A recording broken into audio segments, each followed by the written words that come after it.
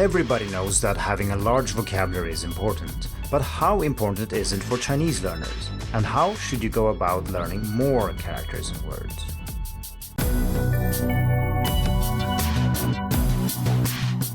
Hello and welcome to the Hacking Chinese podcast.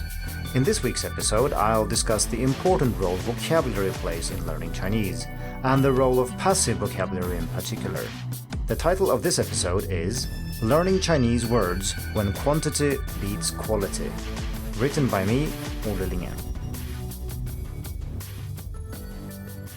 Vocabulary acquisition is both one of the most important and interesting areas of language learning. In order to understand spoken and written Chinese, we need to understand a large number of words. We obviously need words to speak and write too, but not anywhere near as many. Of course, you need more than just words, but few other areas are as important for your ability to function in a language. Or, as David Wilkins put it in 1972, without grammar, very little can be conveyed. Without vocabulary, nothing can be conveyed. Let's expand on this. Once you have learned basic grammar, such as basic word order, the utility of investing more time in learning grammar decreases rapidly, but the case for expanding your vocabulary doesn't weaken until you reach an advanced level, and maybe not even then. Learning words in Chinese when quantity beats quality. I think vocabulary is not merely king, but the god-emperor of the language learning universe. I have spent thousands of hours explicitly learning and reviewing words in Chinese. I have mostly stressed quantity over quality, that is, I prefer to learn an additional 1,000 words passively, i.e. only being able to recognize and understand, over learning 100 new words actively, i.e. so I can use them in my own speaking and writing. With this approach, I added roughly 25,000 characters and words to Anki over my first 5 years of learning. In this article, I will explain why I put such an emphasis on vocabulary. I will also share some thoughts on how I would change my approach with the wisdom of hindsight and having spent more than a decade learning and teaching Chinese. The focus of this article is not to talk about how to learn words in Chinese or which words to learn. There are already many articles about that here on Hacking Chinese, all collected here.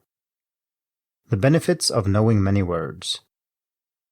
Knowing many words is good for many reasons. First, it increases your listening and reading comprehension. While you obviously need more than just words to be successful at either, not knowing key vocabulary is likely the most common reason why students fail to understand something in Chinese. Second, it increases your chances of being understood both when speaking and writing. While you will struggle with getting more subtle points across, having a broad vocabulary makes it much more likely that Chinese people will understand you, even if your grammar is halting. Third, it accelerates your learning in general. Since understanding plays an important role in learning, it means that the more you understand, the more likely you are to learn the bits you don't understand. This is the basic principle of comprehension-based learning and teaching. Out of these, the third reason is the most interesting, not because the other two are less important, but because they are quite obvious. Vocabulary as a stepping stone to more listening and reading. I'm generally in favor of learning and teaching methods heavy on input, listening and reading. I think many things that are explicitly taught are maybe best learned simply by listening and reading more. I'm not of the opinion that speaking and writing are not also essential parts of learning, I just think they should be preceded by listening and reading. I don't mean that you should spend months or years just absorbing the language, but rather that it's a good idea to have heard or seen a word in context multiple times before learning how to use it. Too many teachers introduce new words in class and then expect students to use them in their own sentences just 5 minutes later. Passive vocabulary as scaffolding. The main problem with listening and reading in Chinese is that you can't just dive in. Reading even simple stories requires you to know hundreds of characters and words, and if you don't, you won't learn much from the experience, although you will get really good at using your dictionary app. Listening is similarly difficult as a beginner. The ideal solution to this problem is listening and reading tailored to your level.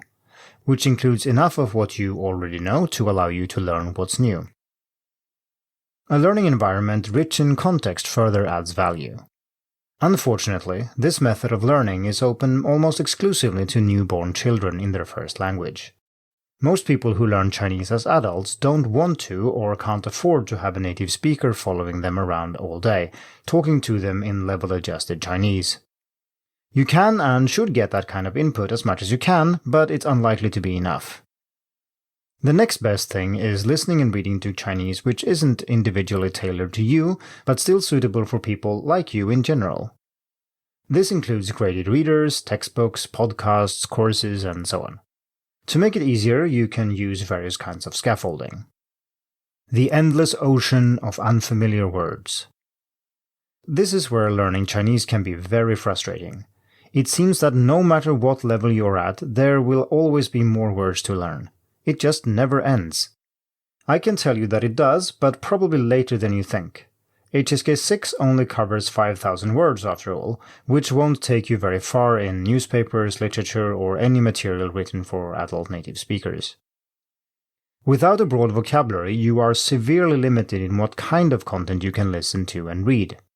Most beginner and some intermediate students say that they can only understand what their teacher is saying and what's in their textbook, but as soon as they move outside of this comfort zone, they can understand almost nothing.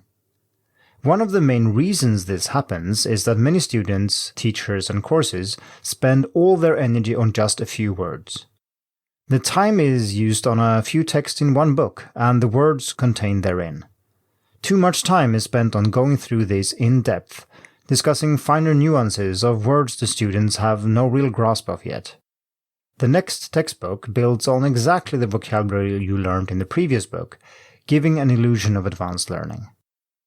If your goal is to speak and write right now, it's true that you really need to know the words well, as I argued in last week's article, but this is only true for the core vocabulary. The more you learn, the bigger that core vocabulary needs to be, but beyond that, you need a passive vocabulary many times the size of your active vocabulary. One of the most serious flaws in the way most courses are structured is that the emphasis is almost entirely on building active vocabulary. Why passive vocabulary is so desirable. Now, you might think that active vocabulary is certainly better than passive vocabulary. I mean, isn't it good to also be able to use the words? It is, but at what cost? The problem is that it's very inefficient to force vocabulary from completely unknown to being part of your active vocabulary. Like I said earlier, having heard and seen the word many times in context before trying to figure out how to use it yourself will make it easier. Adding a word to your active vocabulary also takes more time, especially in Chinese. You need to learn how to write the characters as opposed to just recognizing them. You need to know what functions the word can have in a sentence, rather than hearing someone else use the word in a certain way. And you need to figure out which words normally go together with the word you're learning, rather than learning this by being exposed to such combinations over time. A question of efficiency. The bottom line is that if your goal is an approximate understanding of a word in spoken or written Chinese, you can learn many times more words in the same time it would take you to learn a single word really, really well.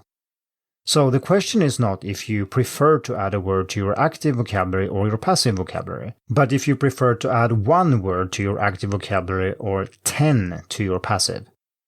You only have so much time at your disposal, so choosing to spend more time on one thing means spending less on something else. Efficiency matters. The 25,000 characters and words I learned during my first 5 years of learning Chinese were of course not all in my active vocabulary. I mostly focused on learning to understand these words, mainly in writing. In hindsight, I would have benefited from using audio flashcards as well, which is free and easy to set up in Anki. I did not try to learn how to use all of these words, that came later. Either naturally, they just come out feeling right, or through targeted practice when needed. Vocabulary, a stepping stone, not a goal in itself. Learning many words is not the end goal, of course. The idea is to learn many words so that you can then understand more spoken and written Chinese, which will gradually build your knowledge of how these words are used, which in turn will enable you to speak and write as well. That means that this strategy of pursuing a large passive vocabulary is madness without very large amounts of input. Just to be clear here, I don't mean that you should learn your first few hundred characters in your course textbook, then pick up a graded reader at that level and then move on.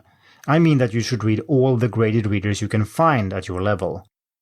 Mandarin Companion currently has 8 books at a 300 character level, and there are more series of graded readers too.